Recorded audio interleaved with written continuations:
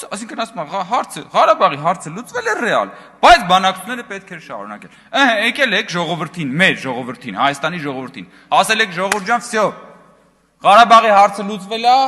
հողերը մերն է, Կովսականը հայրենիք է, ռեալ լուծված է։ Գնացել եք բանակցությունների, ասել եք, որ հողերը պետքա տակ, ասել եք, որ պետքա էլի լինի հարաքվե, ասել եք, որ հա իհարկե Ղարաբաղը Ադրբեջան է, դե ֆակտո դա եք ասել ձեր ստորագրություններով։ Ու հենց սա է եղել, որ ախր ժողովրդին 11-ներով խաբել եք, պարոն Օհանյան, խաբել եք ժողովրդին։ Ու սրա մեջ է ամփոփ, ու դու գալիս եք խոսում եք ստից, գալիս եք խոսում եք մանիպուլյացիաներից։ Պարոն Օհանյան, քիչ առաջ խոսում եք խանգարել չխանգարելուց։ Խնդրում եմ, բան արեք, լռեք հիմա։ Մի հատ ուրիշ բան, պարոն Օհանյանի կողմից էլի մի ֆանտաստիկ ուրիշ ձևակերպում։ Պարոն Օհանյանը այստեղից հնչեցնում է. չի կարող լեգիտիմ ղեկավարը բիրտ ուժ կիրառել։ Ուժ ունեցող անձնավորությունը առանձնանում է իր մեծահոգությամբ։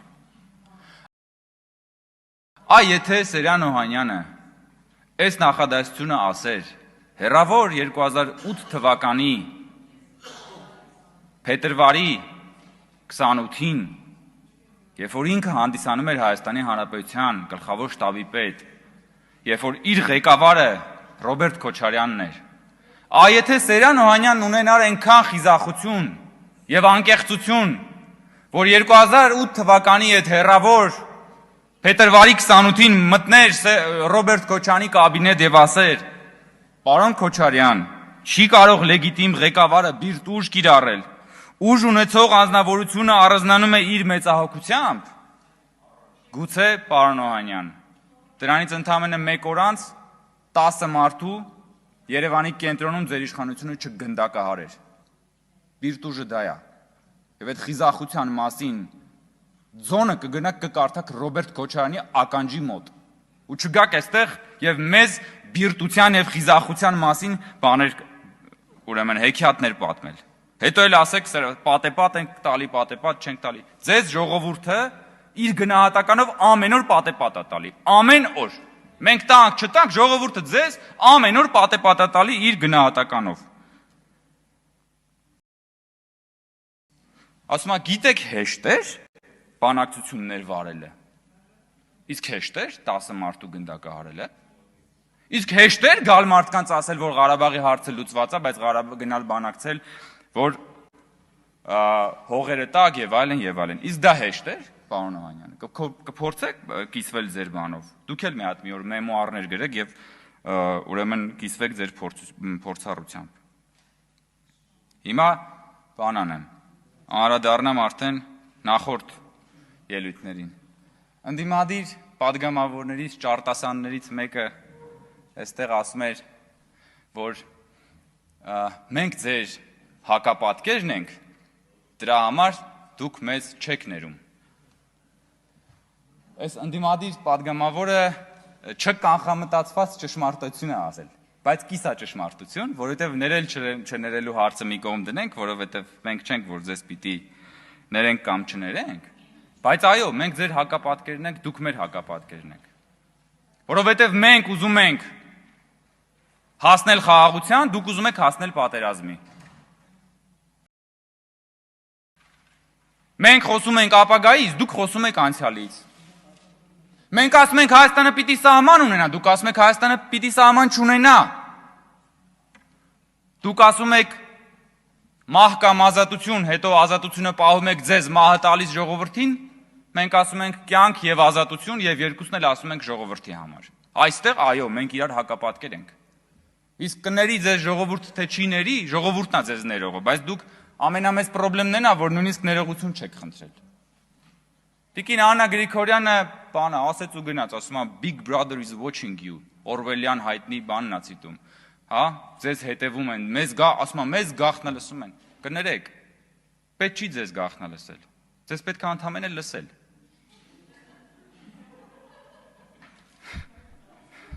Դուք մեր փոխարեն ամեն ինչ անում եք, ձեզ ընդհանրապես պետք է լսել։ Ձեր հետ գիտեք ինչա պատահել մի հատ։ Ինչա պատահել Ռոբերտ Քոչյանին, Սերժ Սարգսյանին եւ ձեզ բոլորիդ իշխանությունը կորցնելուց հետո։ Ուղիղ եթերն է պատահել։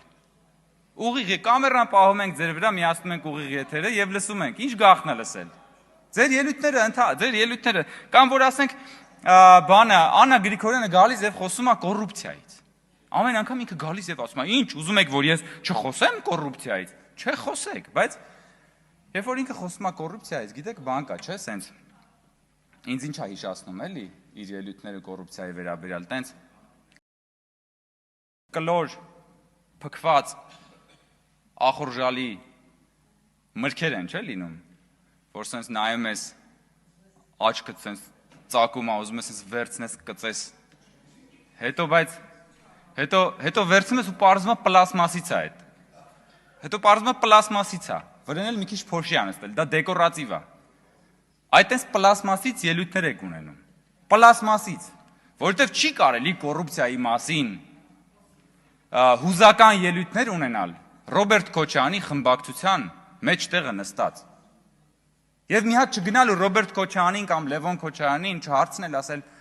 իսկ կներեք, դուք լսել եք կոռուպցիա բառը երբևէ ձեր կյանքում կամ որևէ կերպ առնչվել եք դրա հետ, թե չեք առնչվել։ Տիկին Գրիգորյանը այստեղ չի, բայց հուսով եմ ամեն դեպքում ինքը կհարցնի մի օր։ Թե ամեն դեպքում նա մտածում է, որ Ռոբերտ Քոչարյանը մի վճիտ, մի զուլալ, մի ամբասիր անձնավորություն է իր ամբողջ քաղաքական կենսագրությամբ, որ որևէ կերպ նա չի կարող կապ ունենալ կոռուպցիայի հետ։ Էլինար Վարդանյանը ասում է, ստատուս եք գրում, ստատուս գրելով եք պետություն կառավարում։ Տիկին Վարդան, դրսում 21-րդ դարն է։ Այսինքն շուտով 22-րդ դարը կթևակողի։ Բոլորն է ստատուս են գրում։ Իսկ կներեք, ուզում եք պամֆլետ գրենք։ Ես դեպ չեմ նաև պամֆլետ գրելուն։ Բայց ասենք մագաղաթի վրա պամֆլետ գրենք, կներեք, ինչ խնդիր կա։ Դուք եք ստատուս գրում։ Չսեպագիր, ես օրինակ դեմ եմ, որովհետև կներեք իմ հետ, եթե դուք ուզում եք հարց չկա, բայց ես իմ վրա հույս չդնեք, բայց պամֆլետ կարող եմ գրել։ Բոլորս էլ կարող ենք պամֆլետ գրել։ Կարող ենք նույնիսկ էպիստոլյար ժանրում նամակներ գրել, նամակներով իրար հետ հաղորդակցվել, բայց ստատուսը ժամանակակից քաղաքական կյանքի անբաժան մասն է։ Հասկանում եք, եւ դա նորմալ է, որ մենք կարող ենք ստատուսներ գրել։ Տենամ էլ ինչ կա։ Հա, ստե մի հատ էլ գրել եմ 3 մանեթանոց լաց բռնաճշումների մասին, բայց սա հաջորդ անգամ հարգելի գործընկերներ։ Մենք բնականաբար աջակցում ենք Կենտրոնական բանկի խորհրդի անդամի տեխնացությանը։ Պարոն Քթոյան, շատ բարձր ենք գնահատում ձեր մասնագիտական որակները, ձեր անցած ճանապարհը։ Շնորհակալություն ենք հայտնում ձեզ մեզ ուշադիր լսելու համար։ Եվ նաև ես ուզում եմ ասել, որ այդքան էլ համաձայն չեմ մեր այն գործընկերների հետ, ովքեր անդադ բողոքում են, որ ինչու մենք այո, իհարկե ցանկալի կլիներ, որ նաև տեսեք, դուք մեր տեխնացուն եք, մենք կարող ենք եւ այս ամբիոնից անընդհատ ձեր մասին չխոսել, որովհետեւ մենք ձեզ լսել ենք, ճանաչում ենք, դրա համար ձեզ առաջադրել ենք, ընդդիմությունը պետքա գա ձեզ հարցեր տա, քննադատի, խոսի եւ այլն։ Բայց նաև այն ինչ որ մենք այստեղ քննարկում ենք, դրանք մեր պետության, մեր